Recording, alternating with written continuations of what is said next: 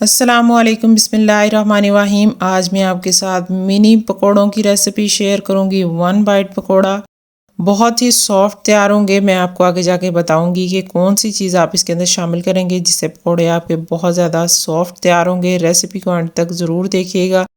चलें जी, इनको बनाना स्टार्ट करते हैं। बिस्मिल्लाहिर्रहमानिर्रहीम। तो यहाँ पर मैंने ले लिए हैं 2 मीडियम साइज़ के आलू थे, उनको मैंने छोटा छोटा बारीक चॉप कर लिया है, वो मैंने शामिल कर दिए हैं। और इसके अंदर आधी प्याली मैंने पालक जो है ना वो शामिल की है, इससे भी बहुत ज़बरदस्त सा टेस्ट आता है। और मैंने इसके अंदर 1 मीडियम साइज़ का प्याज शामिल किया बारीक चॉप करके।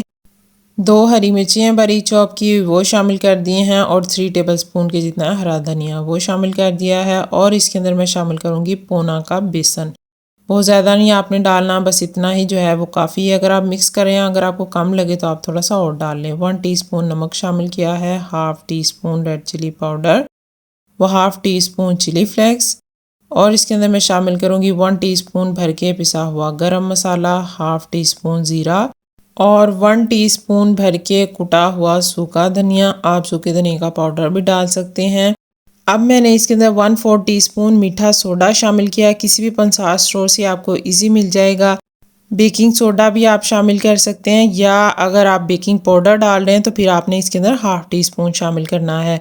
अब मैं इसके अंदर थोड़ा थोड़ा पानी डाल के इसको मिक्स करके 15 मिनट के लिए रख देती हूँ, ताकि इसके अंदर जो मीठा सोडा शामिल किया है वो भी अपना काम करे और जो प्याज और आलू हैं वो भी थोड़ा पानी छोड़ दें, जिससे ये अच्छी तरह मिक्स हो जाएगा।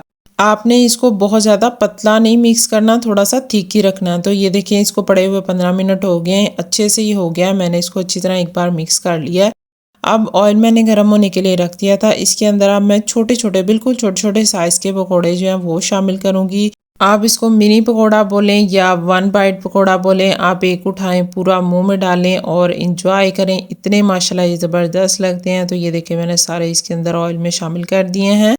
फ्लेम मैंने इसकी मीडियम रखी है, क्योंकि बहुत छोटे छोटे हैं तो बहुत जल्दी ये फ्राई हो जाते हैं। 2 से 3 मिनट में ये देखें एक साइड पे कलर आ गया, तो मैंने इनकी साइड चेंज कर दिया। टोटल ये 4 से 5 मिनट में तैयार हो जाते हैं।